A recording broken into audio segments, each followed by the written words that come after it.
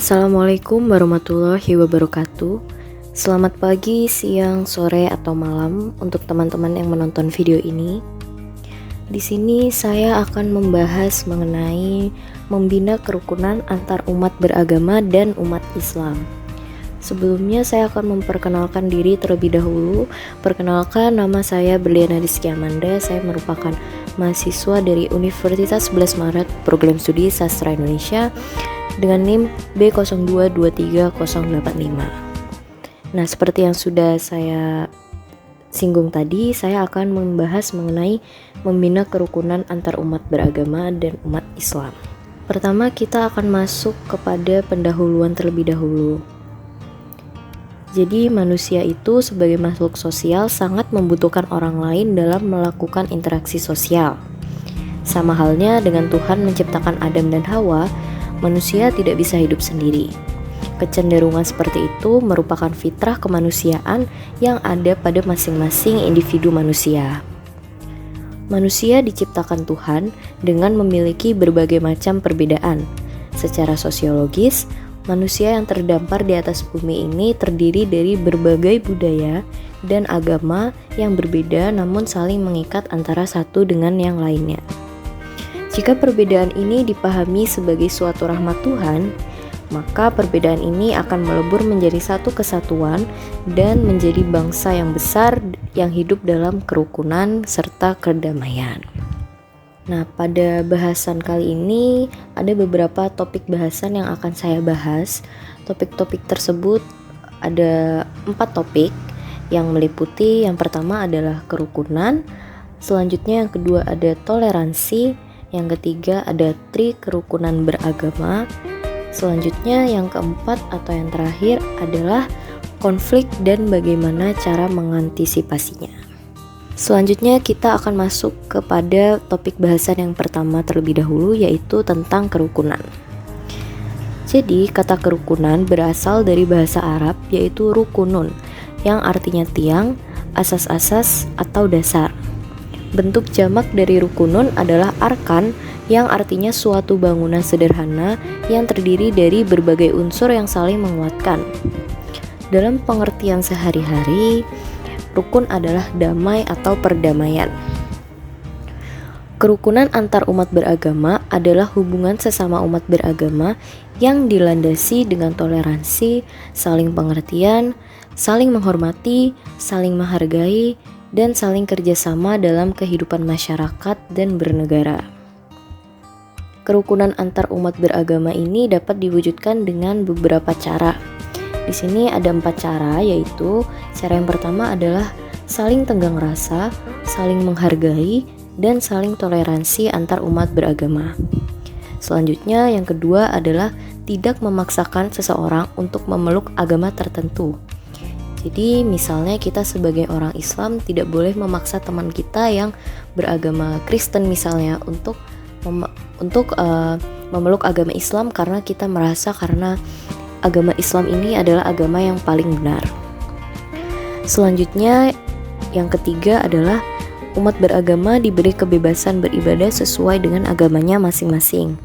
Selanjutnya yang terakhir, masing-masing agama taat pada agamanya dan peraturan yang telah ditetapkan oleh pemerintah. Nah, selanjutnya kita akan masuk kepada topik bahasan yang kedua. Antara lain adalah toleransi. Istilah toleransi berasal dari bahasa Inggris yaitu tolerance, yang artinya sikap membiarkan, mengakui, dan menghormati keyakinan orang lain tanpa memerlukan persetujuan. Toleransi ini tidak berarti seseorang harus mengorbankan kepercayaan dan keyakinan yang ia anut, tetapi toleransi tercermin pada sikap yang kuat terhadap kepercayaannya sendiri. Lanjut, dalam bahasa Arab, toleransi disamakan dengan tasamuh, yang artinya saling mengizinkan dan saling memudahkan. Selanjutnya, dalam bahasa Belanda, toleransi diistilahkan dengan tolerer, yang artinya membolehkan dan membiarkan. Dengan demikian, toleransi menuju pada suatu kerelaan untuk menerima kenyataan pada perbedaan yang dimiliki orang lain. Toleransi dapat diartikan memberikan tempat kepada pendapat yang berbeda. Nah, selanjutnya kita akan masuk kepada pembahasan yang ketiga, yaitu tri kerukunan beragama. Konsep tri kerukunan beragama merupakan konsep yang dilahirkan oleh negara yang bertujuan agar terciptanya masyarakat yang rukun dan damai di Indonesia. Pemerintah telah berupaya mengeluarkan kebijakan-kebijakan guna mengantisipasi timbulnya perselisihan umat beragama di Indonesia. Tri kerukunan beragama bertujuan untuk menciptakan rasa kebersamaan di tengah perbedaan suku, etnis, budaya, dan agama guna menjunjung hak-hak manusia dalam menjalankan kewajibannya pada suatu agama yang mereka yakini. Nah, jadi tri kerukunan beragama itu ada 3, yaitu kerukunan antar umat beragama, kerukunan internal umat beragama, dan yang terakhir kerukunan antara umat beragama dan pemerintah. Di sini saya akan menjelaskan satu persatu dari tri kerukunan beragama tersebut. Kita mulai dulu dari yang pertama, yaitu kerukunan antar umat beragama. Indonesia selain kaya akan budaya juga kaya akan agama. Ada 6 agama yang diakui di Indonesia. Setiap agama yang diakui tidak ada yang mengajarkan permusuhan maupun saling curiga, tetapi yang diinginkan adalah ketentraman dan kenyamanan serta saling menghormati sesama manusia. Kemudian lanjut yang kedua adalah kerukunan internal umat beragama. Di dalam suatu agama, pasti ada kemungkinan terjadinya konflik yang disebabkan oleh perbedaan pandangan atau penafsiran terhadap agama itu sendiri. Misalnya terjadi perbedaan mazhab. Perbedaan ini dapat mengacu pada perselisihan.